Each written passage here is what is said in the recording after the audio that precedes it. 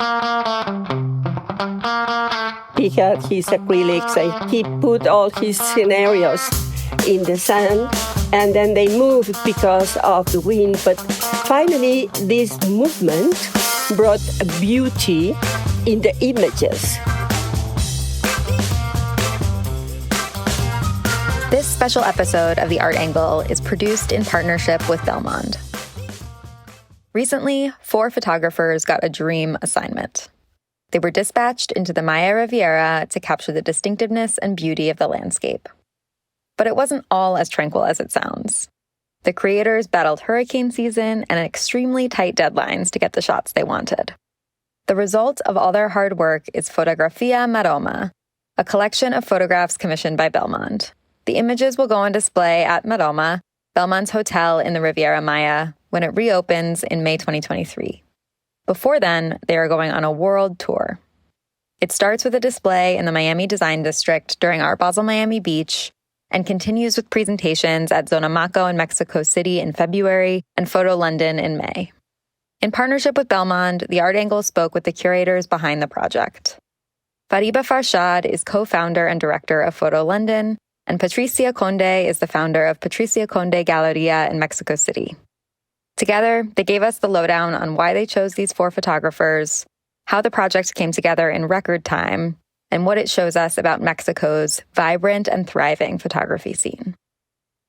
Thank you both for joining us. We're going to start by having you introduce yourselves. So maybe we'll start with Patricia. Tell us who you are and what your involvement is in the project. I am Patricia Conde Juaristi. I am the founder and director of the gallery that carries my name, and I am devoted to photography, Mexican photography mainly. And Fariba, please introduce yourself as well. Hi, I'm Fariba Farshad. I'm the co-founder of Photo London and Candle Star. So tell me how you both got involved in this project. This is an additional project from your main jobs. So tell me how you got involved. Maybe we'll start with you, Patricia. I got contacted by Isabel Chatas. I didn't know her. And then she just told me that she wanted to talk to me about a project that they were planning to do in the Riviera Maya. She wrote a very long email, and then we got a Zoom. I said, okay, I am interested, but I don't know what's going on. And I know Riviera, and everything was about the reopening of the Maroma Hotel in Riviera Maya. So when we met, she told me about the project, and they wanted some photographers to go to the Riviera and artistic photography, because the owners of Belmond wanted to collect and wanted to reopen this beautiful resort with artistic work, with photography that has the vision of great Mexican photographers. I felt really honored because, of course, as you know, Mexican photographers are extremely talented. They have a view of Mexico. They knew the Riviera Maya very well. Except for Margot, they were very, very familiar with the Riviera Maya. So I thought it, and I really wanted to do a project in which my artists could be involved, in which they were going to be the first ones to be collected by a great chain of hotels, which is Maroma and Belmond. I was very happy with the project, and then we started. And Fariba, how did you get involved? Very much similar way. Isabella was invited me. And maybe for listeners who don't know, maybe you can also say who Isabella is. She's a representative of Belmond Hotel, who was impressed by the quality of many photographic projects that I've been involved with during the last 2 decades, and invited me to get involved with this project. I hesitated to begin with because of so many projects that I'm involved with, but also very quickly changed my mind, I have to say, because Mexican photographers are very dear to me, and I no young ones that I work with and all the ones that I admire. So it was a challenge, but an opportunity for me to get involved with a territory that's been quite new to me in terms of curating a show. Eventually, I said yes, and I've been loving every minute of it. And so the task that you both had was to select 4 photographers with unique points of view to go into the Maya Riviera and capture the landscape through their own eyes. So tell us, how did you choose the artists? Well, at the beginning, of course, it was a very difficult task because I consider all my artists to be sufficiently talented to do the work. But then I have about 30 artists, so I brought it down to 8. And then I took these 8 artists and asked them for an idea without telling them what the project was, but just telling them that the idea was to photograph the Riviera in a way that it was artistic. It was going to be a different vision than that of the commercial publicity and the very cliché ones. All of them sent me their PDFs, and then I brought this into consideration with Isabel Chatas and, of course, with Fariba. And we talked about the artists and we saw the work.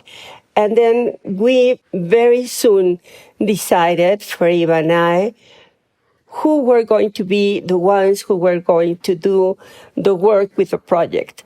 But it was not an easy task.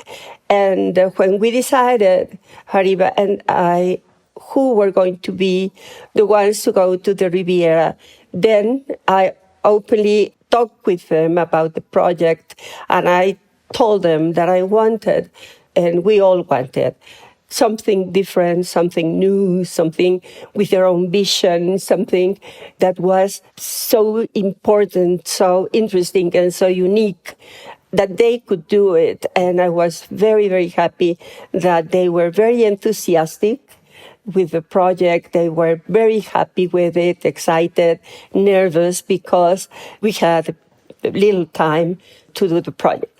Sometimes a project, it takes a year, for example, no? But this time we didn't have a lot of time. So we started almost immediately, and I think it went very well. And I'm curious about the experience for these artists of going into the Riviera to shoot. I sort of have in my mind an image that you all had really intense Zoom meetings in advance, and then it was like you sent them off into the jungle. Yeah. I'm curious about what instructions did you give them and how much did you know in advance about what they were going to end up with? We had to trust the artist. We had a very brief conversation, maybe a couple of brief conversations after looking at their proposal, and off they went, really. It was quite an experience in terms of short time delivery. But for me, it was incredible that we are going to give the artists a couple of weeks to go and get their shoot done and come back with the result. I think the main point here is we actually went for the artists that we trusted they're going to deliver. And I'm curious about, what that experience was like for each of them using the landscape as their studio, as you said. I mean, how long were they there? Where did they stay? What kind of tools did they need? They all are very familiar with the Riviera Maya because it is a highly touristic place. For example, Javier Hinojosa knows Riviera Maya long time ago, and he knows the reserves, and he knows the forest and the sea and the colors. The Riviera has changed a lot. There are now a lot of virgin places. There are a lot of hotels. So he wandered into the forest so to capture what he remembered say 40 years ago.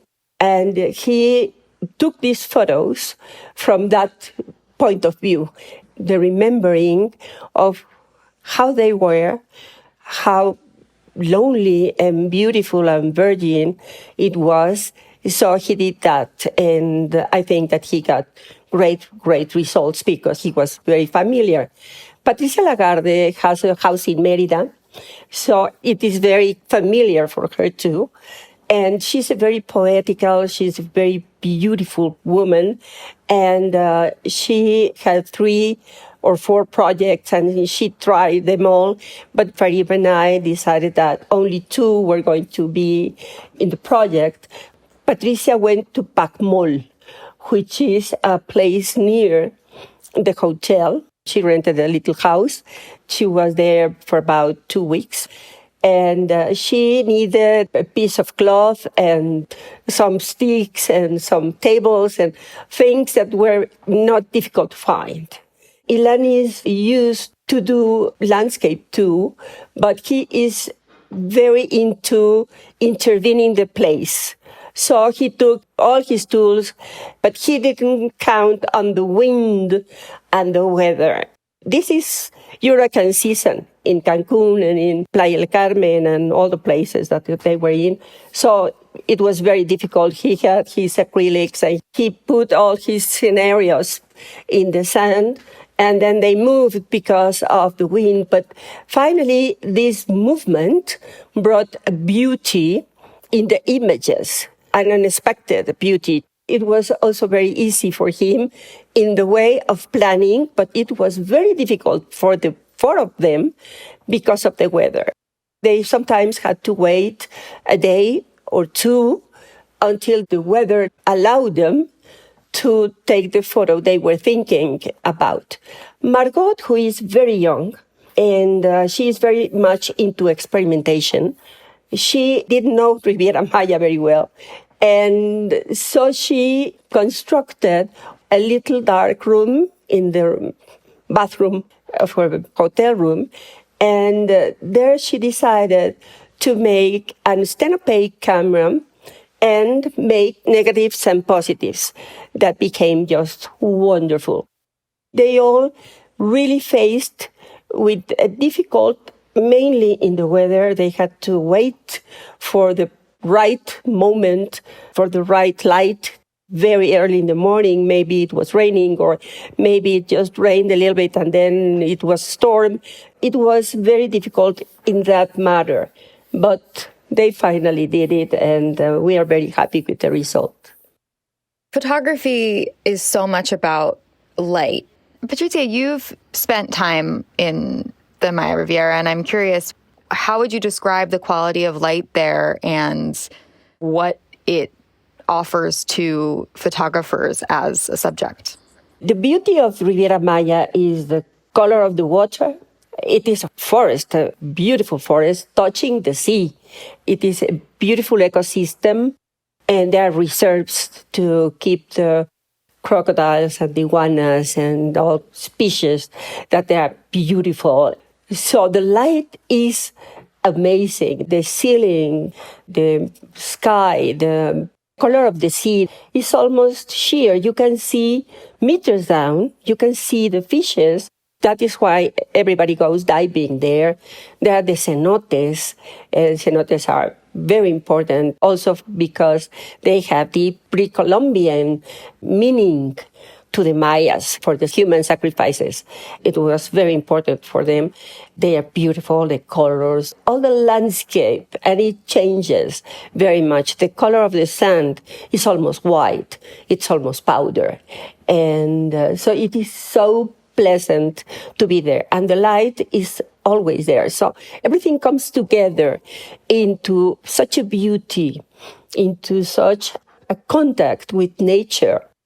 You cannot just go and don't enjoy and see these beautiful areas and the light of it.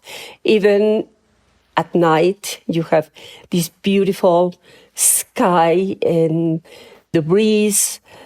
The temperature, the weather is beautiful, but it changes, as I said. But they must allow the nature to come in. And that is what happened in this project. Nature and the photographers and photography came all together to perform their best in this project.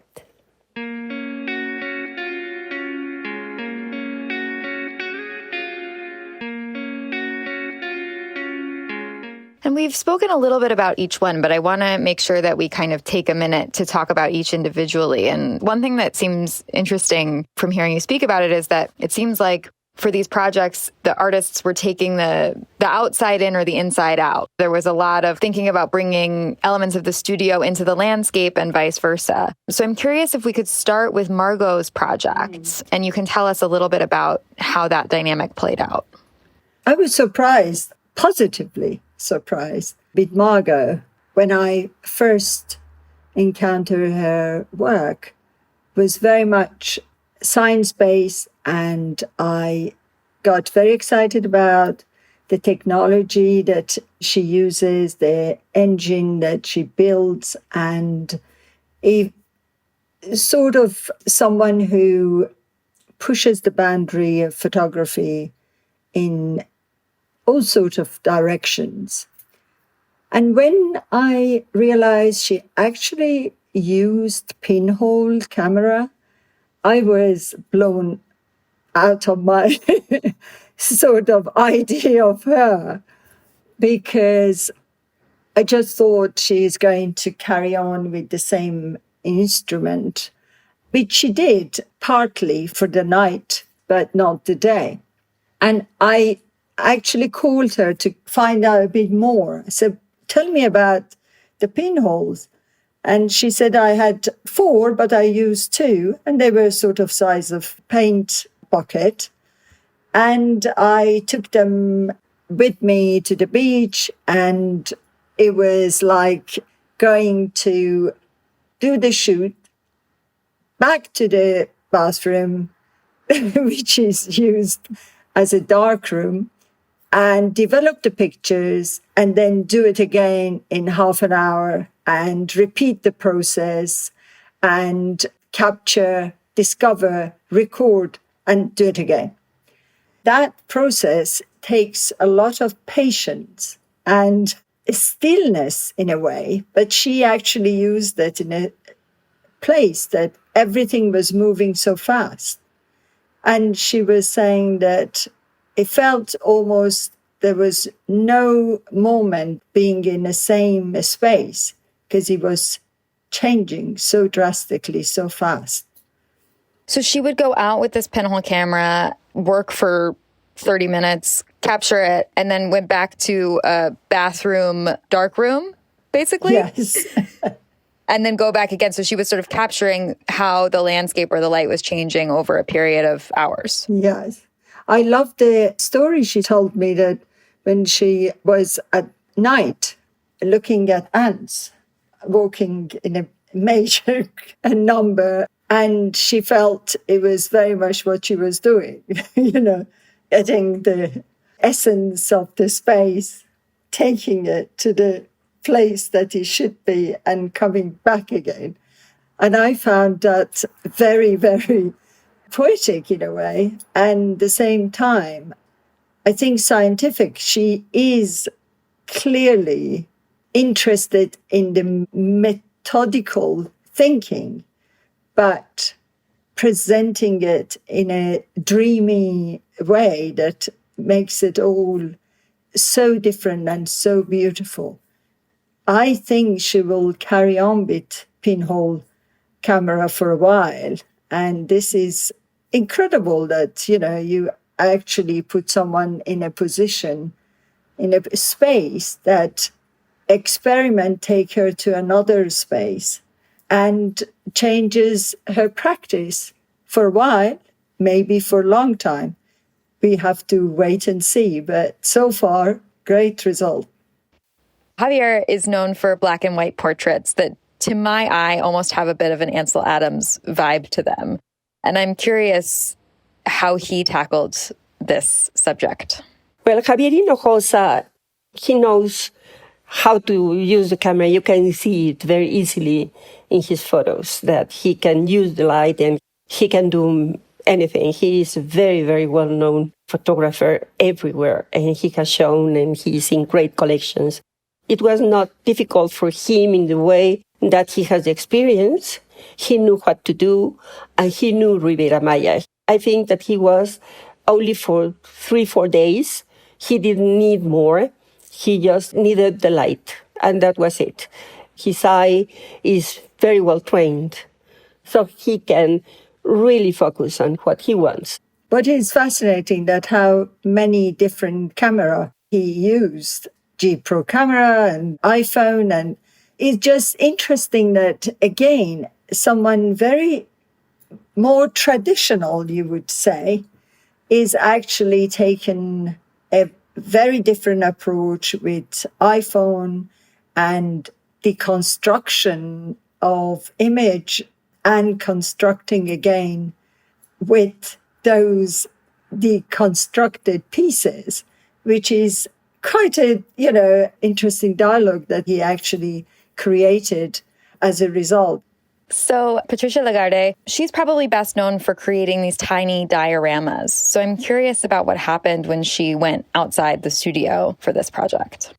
It is not difficult for her either to go and take photos of the outside. She is very familiar with the Riviera Maya, and she wanted to trap the moon. She is always dealing with the moon and the first flight to the moon. She even has a small place, a boat in the moon, and she has all the legal papers to prove that. So she is in love with the moon, and the moon in the Riviera is just amazing because it is so big and so wide. You can touch it. That is why she went to Pac Mall and waited for the moment in which she could project the moon in these white, fabrics, whatever she had. And it was moving by the wind, and then she was projecting the moon in those fabrics. So it became a beautiful way of doing a diorama, just a little bit larger. The outcome was just amazing. And the last artist, Ilan Rashibsky, that was interesting because, as you said, this was sort of especially a co-production between nature and the artist and his material. So tell us a little bit about how that all shaked out. Well, as far as I know, by a lot of surprises, basically, because the elements that Ilan built in the studio then place within the nature. And of course, nature is not still and is very active, especially in this space and the time of the year. So the shadows were surprisingly different in some of the cases, not all. So the element of control that you have in your disposal in the studio is totally not at your disposal when you're in the nature. And I think the result is not in all cases, but some of the images that we received were not exactly what he planned, but he absolutely were delighted because then worked with the new movement and new shadow angles and created a new pictures that he didn't expect. And tell us exactly what he did. So he took these sheets and stuck them in the sand to get the shadows? Well, he took his acrylics and then he took some color tubes. And he wanted to make an installation in the sand. And he put these ones standing up very wisely in the sand. But then the wind came and all they moved. It wasn't like he wanted it to be. But then the result was just amazing because, as you said, it was a collaboration. And he took these acrylics to intervene nature and to show the forest and to show the way to Maroma, but in an intervened way. The ones in the sand are just amazing, and those are the ones that we chose. I think there are a couple of those that Lights of Riviera Maya created its own images through his intervention. And that's the magic and beauty of unexpected, really. You've said that Mexican photography is enjoying, a period of international acclaim and a renaissance. And I'm going to give you an impossible task, which is to give us like a 1-minute capsule history of photography in Mexico. But specifically, sort of what tradition are these photographers inheriting, and what are they responding to when they bring their own vision to the landscape? Well, yes, since the appearance of photography, Mexico has been into photography. In the 19th century, 1890, and early in the 12th century, photography was practiced by many, many artists. And many important women were into photography here in Mexico.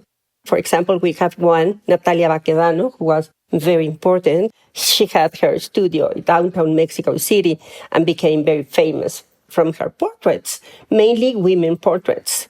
We have also Librado Garcia, Smart, who is now very renowned. He was born in Guadalajara, and he is very special and great artist who is now having a show at the Museo del Estanquillo here in Mexico City.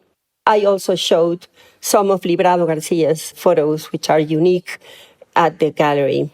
When André Breton and Paul Ehrlich came during the surrealistic period, they met Manuel Álvarez Bravo. Manuel Álvarez Bravo immediately became part of the surrealistic movement. He immediately was into this worldwide importance of surrealism. One of the most known surrealists, apart from Manuel Álvarez Bravo, is Katy Horna, a splendid woman photographer, and so many that I could go on and on and on. Katy Horna is now also very, very well known. Photography has been rapidly evolving into a more contemporary scene, to a new documentalism due to the uncertain and difficult times we face as a nation. The scene has changed, and they are following these artists. For example, Graciela Iturbide is our Hasselblad Award Prize winner. I have Flor Garduño, who is also a very well-known artist. And they also have Laura Cohen and many others who are into only black and white and silver gelatin or platinum, and that's it. That is the shortest history I can give you. It's interesting that my two favorite Mexican artists that I admire and have small pieces by is actually Manuel Álvarez Bravo and Graciela. It's interesting that we recently interviewed Graciela for a female collage of work by women artists nominated for Prix Pictet, which is coming out in December. And it was fascinating conversation. I suppose one of the reasons I became so eager to be involved with this project was that love and conversation. It is important to say the younger generation been quite impressive, and their practice fascinated me. For example, I work with photographer like Pablo Lopez Luz, who is very famous now for aerial views of Mexico City, and very young Tania Franco Klein, who won the Photo London Emerging Photographer of 2019 and went on to be represented by Rose Gallery in Los Angeles and Santa Monica. And these are the sort of reason when you look at the way now the fair in ZonaMaco, the section for photography is expanding enormously. And it shows, obviously, from outside how internationally people are interested in Mexican photography. But also public interest in Mexico City is very interesting for me, because with Prix Pictet, we have done every cycle. We toured the show to a new cycle to 12 cities. So we've done 110 shows in 110 cities in the last 14 years. And one of the highest numbers, because we've been twice in Mexico City at Musée National de Art and Museum of Modern Art. The third one is going to be opening on the 1st of December. But both times it's been a record number of visitors. So we had between 120 to 150,000 visitors, which is incredible. Obviously, that scene is going to breed wonderful photographers to come and cherish those that they already hear. Absolutely. And we should say the Prix Pité is the premier prize in the photography world. So the depth of appetite there is super interesting. And I wanted to ask before we close about the evolution of the art scene in Mexico City in general. As you mentioned, this body of work will be shown at ZonaMaco next year before it tours Photo London. Patricia, how have you seen the art scene evolve in Mexico City over the past few years? It has been evolving quickly in a very interesting way. We have from Manuel Álvarez Bravo to Yael Martinez, who is a very well-known artist now. He is part of Magnum Agency. And he's showing the new documentalism, which is telling you the narrative of the difficult times we are living in, the conflicts, the origins of narcos and how a narco government is configured. It is just an amazing, amazing work. It is too strong, but it is very important and important to show. I'm very excited about the showing for Fotografía Maroma at the gallery during ZonaMaco. We are having these beautiful photographs hang in our space next February. We are preparing a splendid show and planning some events to bring VIP guests to enjoy the exhibitions. Since I started the gallery almost 20 years ago, there was no other spaces other than the official ones showing only photography.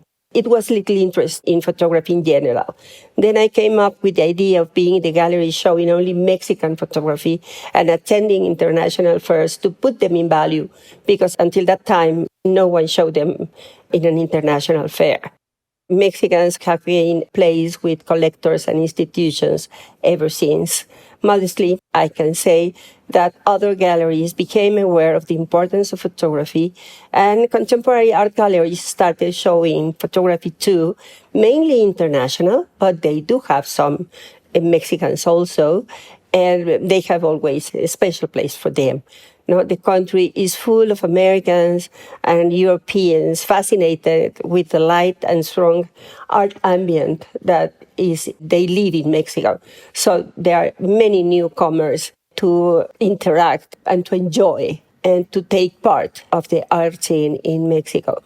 We've certainly been enjoying the young gallery for last few years, and Rose Gallery that Patricia mentioned is a US-based gallery but represents some Mexican gallery. But also we are absolutely delighted that we will have Patricia coming to Photo London this year, and that is going to be fantastic news with the Fotografía Maroma show, and we can really represent Mexican photography in London. So yes, after the project goes on view at ZonaMaco, people will be able to see it at Photo London. Tell us where else they can find it. So far is going to be at Photo London, and the tour ends at that point. But obviously the pieces that is there on show, they're already going to be part of the collection of Belmond Hotel, and is going to be on display at the hotel in Riviera Maya. Wonderful. Thank you both so much for sharing about this project. Thank you. That's it for this episode. If you like what you heard, you can subscribe to the show on Apple Podcasts, Spotify, or wherever else you get your podcasts.